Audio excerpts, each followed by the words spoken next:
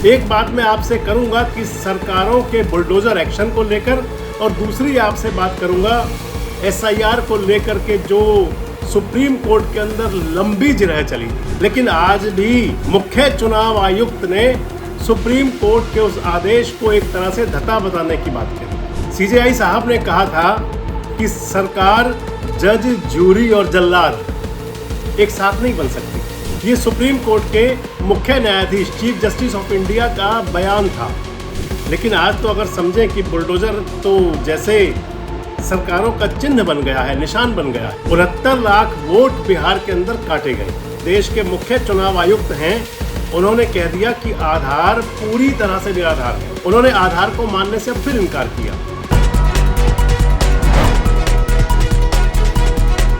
दोस्तों नमस्कार, मैं संजय मग्गू और मौजूद है देश रोजाना के डिजिटल मीडिया मंच पर। अगर संवैधानिक संस्थाएं संवैधानिक संस्थाओं की बातों को अगर ना माने, क्या मर्यादा रहेगी? अगर संवैधानिक संस्थाएं संवैधानिक संस्थाओं के आदेशों को, नियमों को, उनको पालन करने से सीधे इनकार तो ना करें, लेकिन कहीं उनकी खिल्ली उड़ानी शुरू कर दें, कहीं धज्जियां उड़ानी शुरू कर दें, तो फिर माहौल क्या बनेगा? दरअसल आपसे जिक्र इसलिए कर रहा हूं कि सुप्रीम कोर्ट आदेश जारी करता है।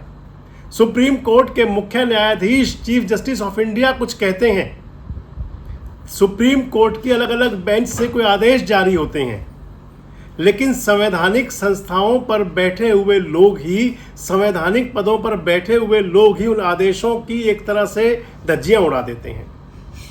आपसे बात करूंगा दो विषयों पर, जो दोनों ताजा विषय हैं और पिछले कुछ दिनों से काफी चर्चाओं में रहे हैं। एक बात मैं आपसे करूंगा कि सरकारों के बुलडोजर एक्शन को लेकर, और दूसरी आपसे बात करूंगा एसआईआर को लेकर के जो सुप्रीम कोर्ट के अंदर लंबी जिरह चली थी। लेकिन आज भी मुख्य चुनाव आयुक्त ने सुप्रीम कोर्ट के उस आदेश को एक तरह से धता बताने की बात कही। पहले बात करते हैं आपसे बुलडोजर एक्शन की ही। आपको ध्यान होगा अभी चंद रोज पहले सुप्रीम कोर्ट के मुख्य न्यायाधीश सीजेआई बीआर गवई साहब मॉरिशस में थे। मॉरिशस में उन्होंने एक बयान दिया था, एक बात कही थी, वहाँ के लोगों को संबोधित कर रहे थे और जुडिशरी से जुड़े हुए लोग उसके अंदर थे। सीजेआई साहब ने कहा था कि सरकार, जज, जूरी और जल्लाद एक साथ नहीं बन सकती। ये सुप्रीम कोर्ट के मुख्य न्यायाधीश, चीफ जस्टिस ऑफ इंडिया का बयान था। हालांकि ये मॉरिशस में बात कह रहे थे, कह सकते हैं कि विदेशी जमीन से, क्योंकि विदेशी जमीन भी आजकल चर्चाओं में रहती हैं। विदेश से राहुल गांधी बोलते हैं तो वो भी चर्चाओं में आता है। तो संभवतः सीजेआई साहब, मिस्टर गवई का ये बयान भी इसलिए ज़्यादा तवज्जो ना देने की कोशिश की गई हो क्योंकि वो मॉरिशस में बोल रहे थे। लेकिन इससे पहले भी कई बार सुप्रीम कोर्ट के अंदर अलग अलग बेंचों से ये बात कही जा चुकी है। बुलडोजर एक्शन को लेकर के आप अलग अलग समय के आप फैसले उठाएं, अलग अलग समय के आदेश उठाएं, तो उसके अंदर सुप्रीम कोर्ट की तरफ से कहा गया कि जो बुलडोजर एक्शन है वो किसी भी व्यक्ति के, जो उनको संविधान उनको अधिकार देता है, उनका हनन है। संविधान के तहत मिलने वाले राइट्स का ये हनन है, इसलिए बुलडोजर एक्शन पर क्वेश्चन मार्क लगे।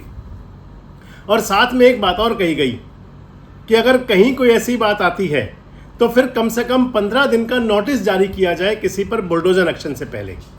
लेकिन आज तो अगर समझें कि बुलडोजर तो जैसे सरकारों का चिन्ह बन गया है, निशान बन गया है। किसी पर भी बुलडोजर एक्शन लिया जा सकता है, कभी भी हो सकता है। लेकिन किसी का जब घरौंदा टूटता है तब उसे पता चलता है कि आखिर सर से छत जाने का दर्द क्या हुआ करता है। हालांकि इसके लिए कहा जा सकता है कि कहीं सरकारी ज़मीन पर कब्जा है, कहीं अगर किसी ने सरकारी ज़मीनों पर अवैध अतिक्रमण किया हुआ है, कहीं कोई अपराधी है, बदमाश है। लेकिन अपराधी या बदमाश के मामले में क्या आप, अगर एक व्यक्ति कोई दोषी है तो पूरे उसके परिवार को सजा दे सकते हैं? कुछ इन्हीं बातों पर सुप्रीम कोर्ट ने कहा था।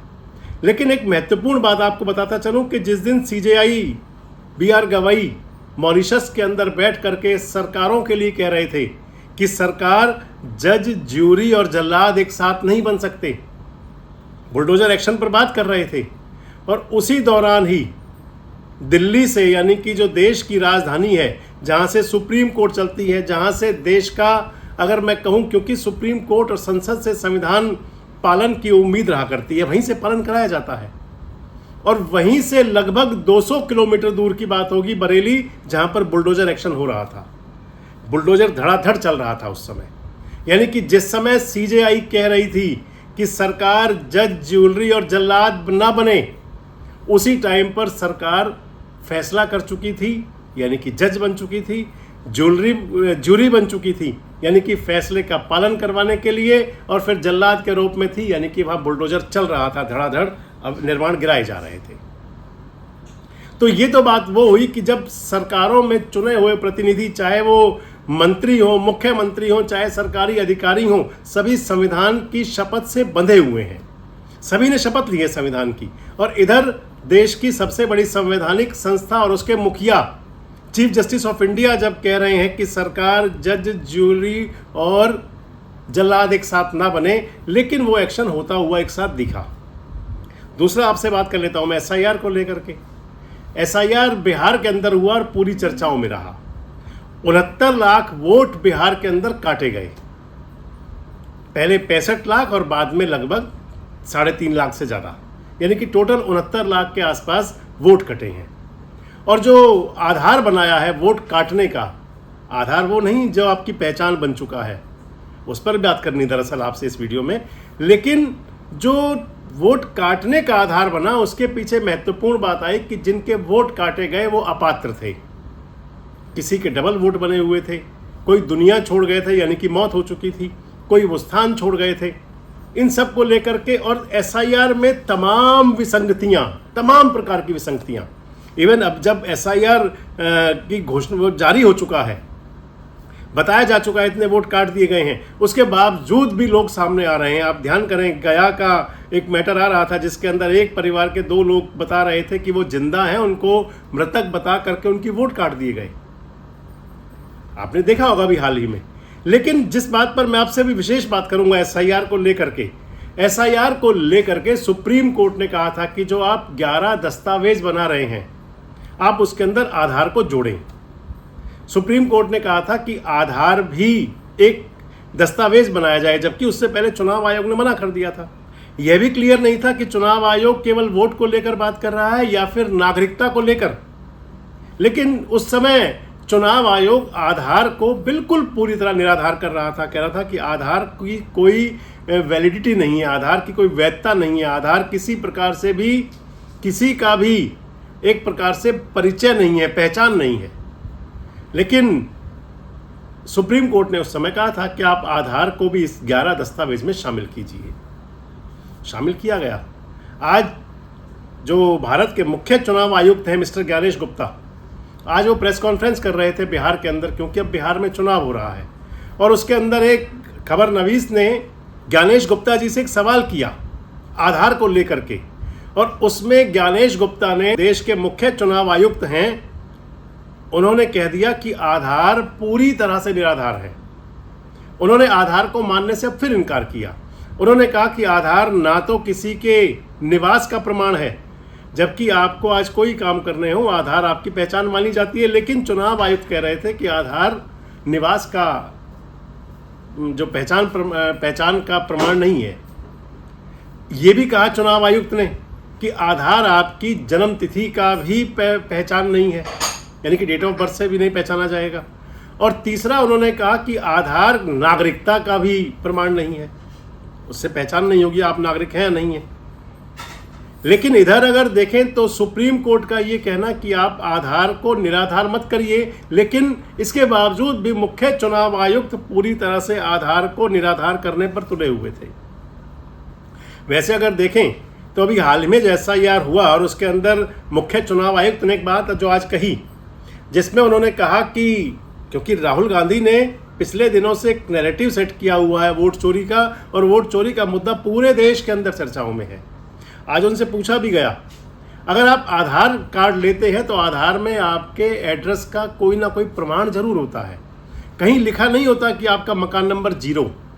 लेकिन इधर जो एसआईआर के बाद भी जो चुनाव आयुक्त ने जो इलेक्टोरल रोल जारी किया है, मतदाता सूचियां जारी की हैं, उनमें कई लोगों के एड्रेस के सामने 0 लिखा है, एड्रेस कोई है ही नहीं उनका, NA है, नॉट एप्लीकेबल। और उसके लिए आज कहा मुख्य चुनाव आयुक्त ने कि जिनको ग्राम पंचायत ने या म्यूनसिपैलिटी ने, यानी कि नगर पालिका, नगर परिषदों ने, लोकल बॉडी संस्थान हैं जो, उन्होंने अगर कोई मकान नंबर नहीं दिया तो वहाँ 0 आ सकता है। लेकिन आधार को निराधार बताने वाले मुख्य चुनाव आयुक्त ये नहीं बता पाए कि आधार के अंदर तो हर व्यक्ति के पहचान के साथ उसके निवास की पहचान का प्रमाण भी हुआ करता है। लेकिन ये दो महत्वपूर्ण बातें जो थी आपसे मैं कर रहा था कि सुप्रीम कोर्ट के दोनों आदेश, एक तरफ सुप्रीम कोर्ट का कहना कि आप जज, ज्यूरी एंड जल्लाद एक साथ नहीं बन सकते, लेकिन सरकारों को उससे कोई परवाह नहीं, और दूसरी तरफ सुप्रीम कोर्ट का चुनाव आयोग को एक प्रकार से निर्देश कि आप आधार की वैलिडिटी जो है, आधार की जो मान्यता, उसको समझें। लेकिन उसके बावजूद आज मुख्य चुनाव आयुक्त कह रहे थे कि आधार का कोई आधार नहीं है। अगर इसी प्रकार चलता रहा तो आखिर क्या जवाबदेही रहेगी?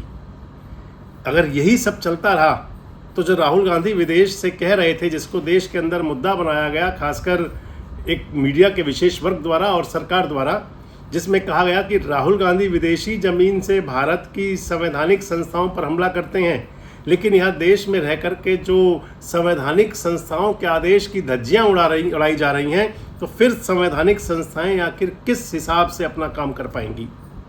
अपने विचार जरूर बताएं। जुड़े रहे हमारे साथ, देखते रहे देश में।